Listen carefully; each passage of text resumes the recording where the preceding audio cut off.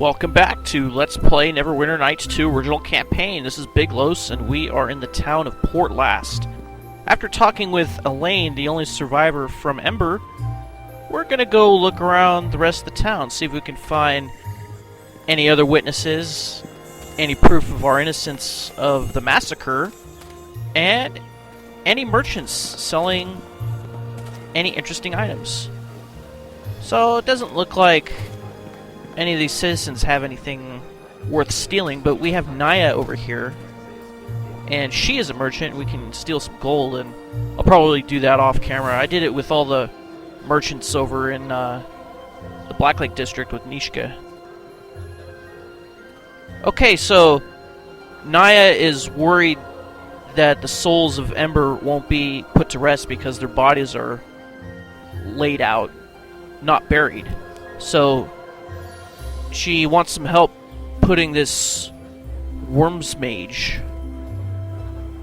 over the corpses in order to prevent any necromancy. So we'll agree to do it. It'll give us experience points. So she hands it to us, and Sand gives his knowledge about it. So all we have to do is go to each body and sprinkle a pinch of the worms mage. And now we'll see what she sells. So it looks like she sells a bunch of magical goods. She sells this greater battle robe. Gives protection versus evil and a couple of wizard skill bonuses. Looks like it also did spell resistance. Okay, Char's Belt of Priestly Might and Warding. Only evil characters can use it, but the captain can use it too because he has huge magic device and improves strength and +2 to deflection. That might be interesting to do. That would free up a ring and free up a glove slot. Okay, so he also, or she, I should say, sells spells, potions, amulets, rings. Asher's Ring of Strength improves strength by 3. Ring of Force Shield is basically just a Ring of Protection +2, but only usable by certain classes. Ring of Freedom of Movement gives you just that. Ring of Invisibility. Oh, I made a big mistake in one of my table run campaigns of giving one of the players one of those. Ring of Regeneration. Regeneration +4. That is a really useful ring. I might actually get that. Rod of Thunder and Lightning. Does Chain Lightning once a day and Sound Burst 3 times.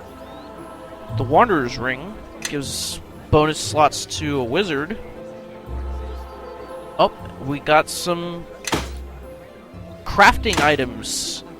Things that, when you grind them up, will give you essences, so we'll buy them. I concur. And Sand, we will buy whatever spells that he doesn't have, and he'll scribe them into a spell book. Okay, Confusion. That's a pretty useful spell. Doesn't have it, we'll scribe it. Contagion. It doesn't have that either, so we'll scribe that.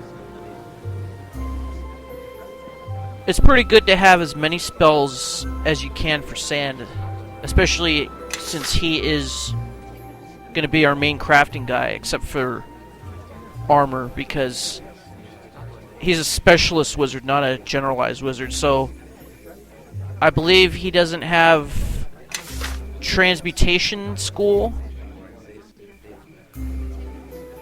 or he doesn't have conjuring school because he's a transmutation wizard. That means that he can't cast spells like Mage Armor, and he can't cast Melf's Acid Arrow. So you have to know what you want to craft, and then you have to see if that's a spell that Sand can have. And if it is, then you want to get it. And the best thing is to just get as many spells as you can from him. And I like to have Quora have craft magic arms and armor because she can put pluses and such on certain armors. Alright, we'll pick this one up. Natasha's Hideous Laughter. We'll scribe that. I made a mistake of buying one of these Fireburst spells from the Merchant Elemental, and it turns out you can't even use this scroll. So I'm not sure what I'm going to do with it. You can see it in Sand's inventory on the top row, kind of towards the right, the second one from the right.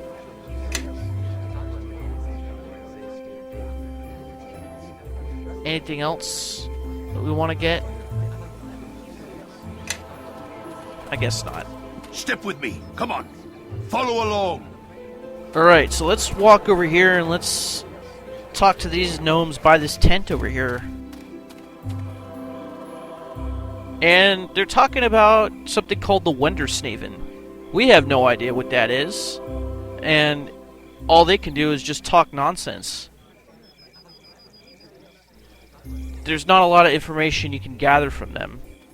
However, if you have Grobnar in your party, and we will come back with him, unfortunately, he will be able to give us a little bit more information of what they're talking about. And that's what Bishop says. We should probably bring Grobnar back here. He could translate for us. Alright, and we have a tavern up to our right. Not immediately to our right, but we got to go up some more. And we're going to go in there. But before we do, there's some guards here that stop us in our tracks. Is there a problem? And they accuse us of massacring Ember because of what Elaine said. And that's all the proof they need, really. And they're ready to arrest us and then say we resisted arrest and just kill us. Now, that can lead to a fight, or you can succeed in a diplomacy or intimidate check, which will get you out of the fight and get you experience points. So you get about the same amount of experience points whether you talk yourself out of it or you fight. So you get about 250 XP for that.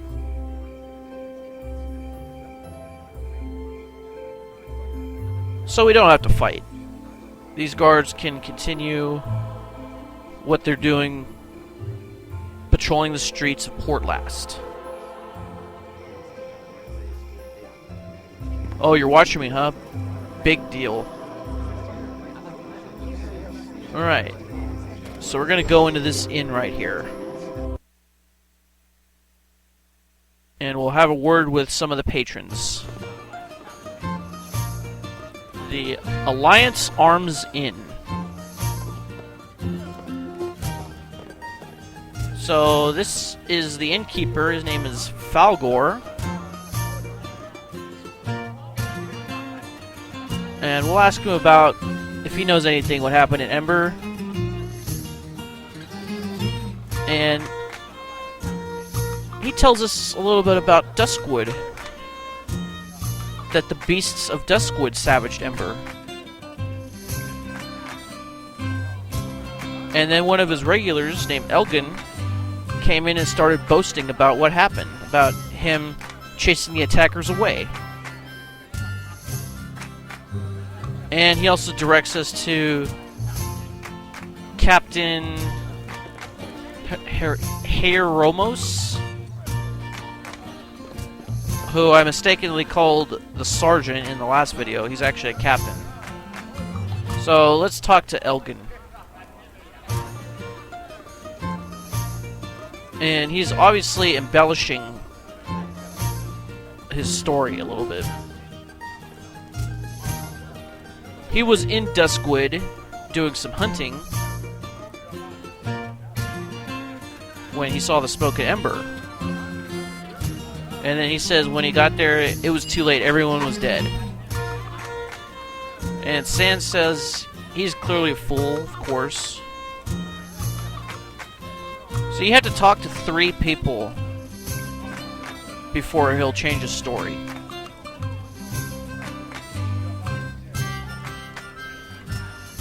So we'll ask him, you saw what happened at Ember?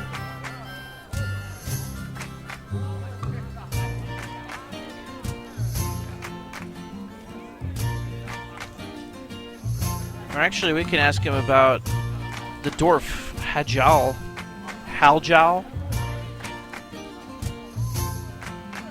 Says you could barely handle a blade. So that sort of catches him in a lie, and then we say we spoke with a survivor.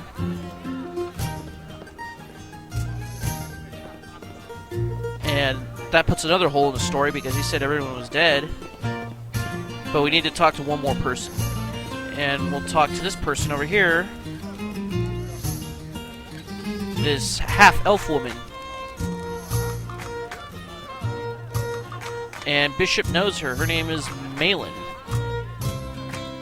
And that's one of the reasons we brought Bishop with us. Because they'll recognize each other. Now you can ask Malin about Bishop, but she won't give you any information about him while he's in your party. So if you come back here and he's not in your party, she'll give you a little bit more information about him.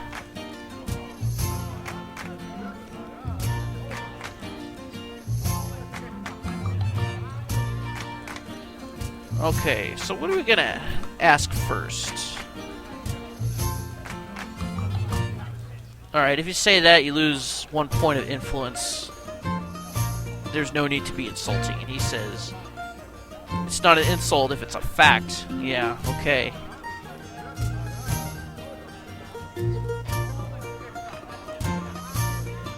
Alright, so we'll ask her about Ember.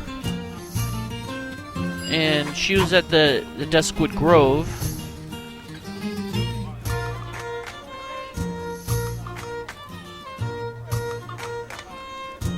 So that's going to be one of the stops we're going to make while we're looking for clues is Duskwood. Nothing but ferocious beasts in here.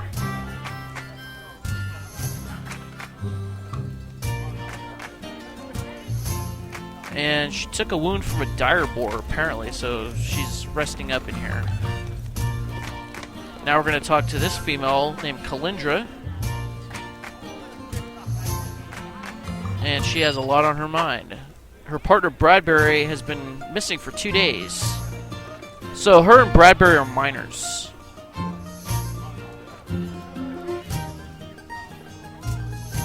And we'll offer to look for him. He's got bright orange hair. Alright, so since we talked to Malin, we can talk to Elgin again.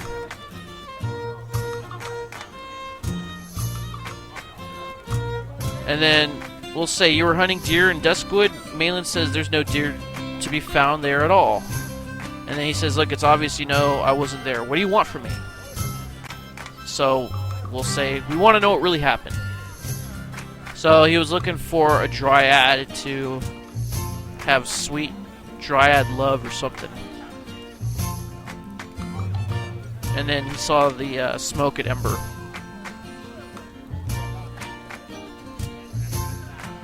So by the time he got back here, people were already talking about the massacre. And no one here knew what really happened. So he just made up some stuff. So we'll convince him to change his story because he was a witness to the attack, which might make him a target to the real murderers. So that gets us 500 XP. Okay, anything in here? Serving wench. Oh, you can't rob her? Oh, I'm sure you will.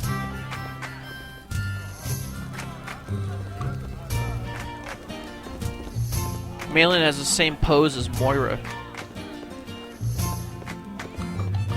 Alright, let's go out here and we'll walk around the town a little bit more.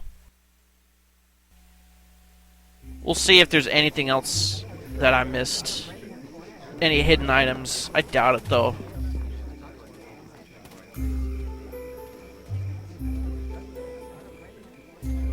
If I was designing this game, I would put hidden items everywhere.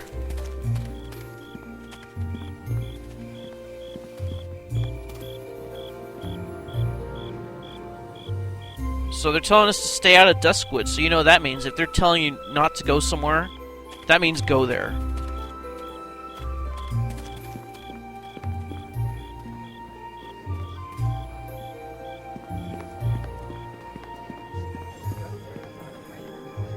Oh, so we got 5 gold pieces from that merchant.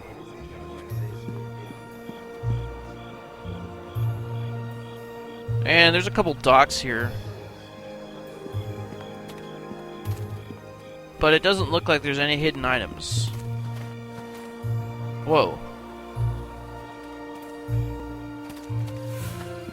Do y'all have permits for that many rods?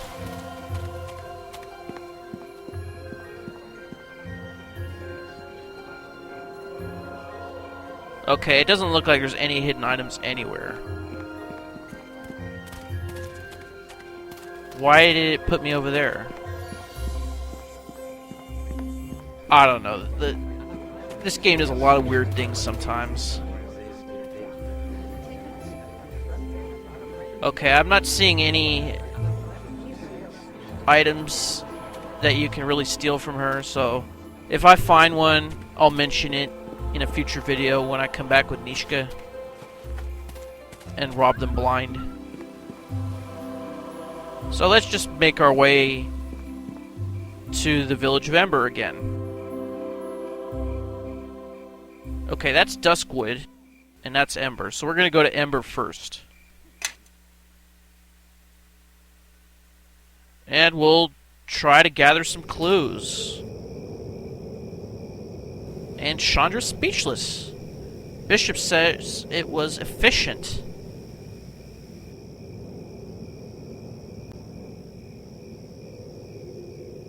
And he wouldn't put it past Luskins to do this.